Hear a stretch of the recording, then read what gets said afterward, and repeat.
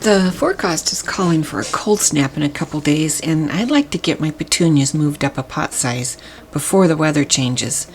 That way they'll have a few days of cooler weather to settle stress-free in their new pots, and when it warms up again it will be easier to keep the pots watered.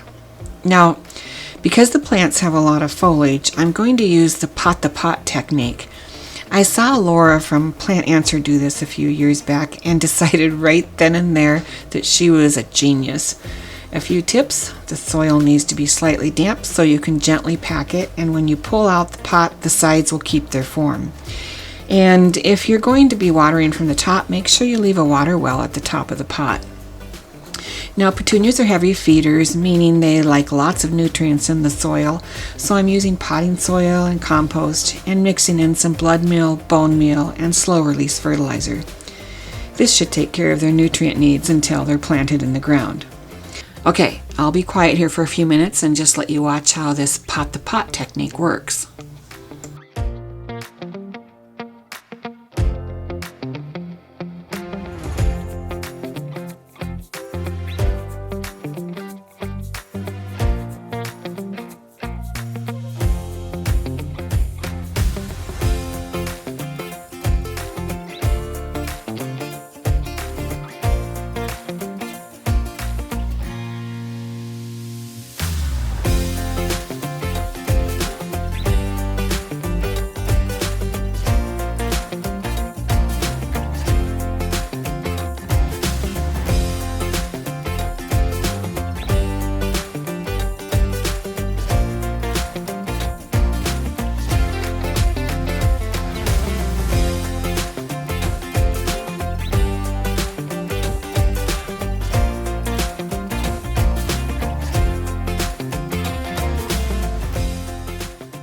And now I have the plant babies situated for the cold snap.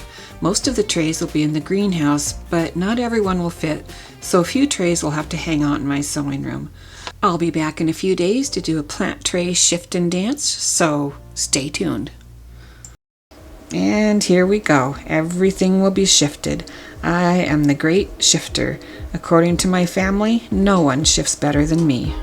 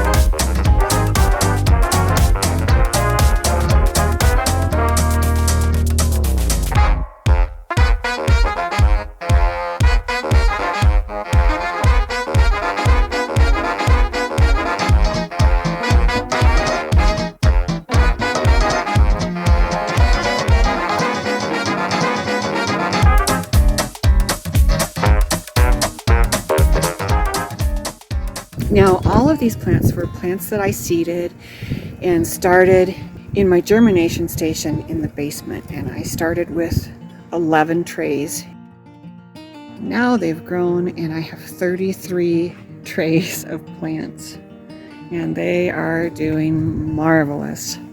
So I'm going to go get my swimsuit on and come out here and do a little sunbathing with the plants, but before I do that, you check and make sure that you're subscribed, and I'll meet you out here and I'll give you a tour of all of the plants. See you back here in a few minutes. Okay, it is April 21st. The petunias are 12 weeks old now, and boy, are they beautiful. I'm getting ahead of myself though, so we did have a cold snap last week, and we had 4 or 5 days where our lows dropped below freezing, well below freezing. I think the coldest night was 23 degrees. I was able to keep plants in the greenhouse and keep it heated to about 40 degrees in the evening, so they weren't seriously pampered. But I did have plants in the house because not all of it would fit in the greenhouse, of course. So what I did here was moved everything that was in the greenhouse during the cold snap out to my hardening off deck, and everything that was in the house and being pampered is now in the greenhouse and can begin to harden off. So my cold hardy stuff like the petunias, or not petunias, the snapdragons are now in the deck, along with the ornamental grasses and the parsley and the onions and the pansies. My beautiful petunias, oh my goodness, aren't they gorgeous? They are 12 weeks old today and really thriving. Look at that plant. Boy, when he gets in a pot, he's gonna book it. Got parsley up here, echinacea, gazanias. In the greenhouse, it's salvia and rudbeckia. More rudbeckia up here. Status, a couple different colors. Gomphrena, gazania, salvia, Zanzibar. And 1, 2, 3, 4, 5, 6, 7 trays of petunias. I did pinch the flowers when I uppotted, but I must have missed that one. Isn't it gorgeous? Got some tomatoes started. And there we have celosia, eucalyptus, basil, and a few more little snapdragons here. Anyway, I've got 33 trays now, and everything is doing beautifully. And just a reminder that all of these were started by seed back. Some of them I started in February, and now it's April 21st, and it is glorious out here. Okay, I'll see you for the next update on the petunias in a few weeks. Bye now.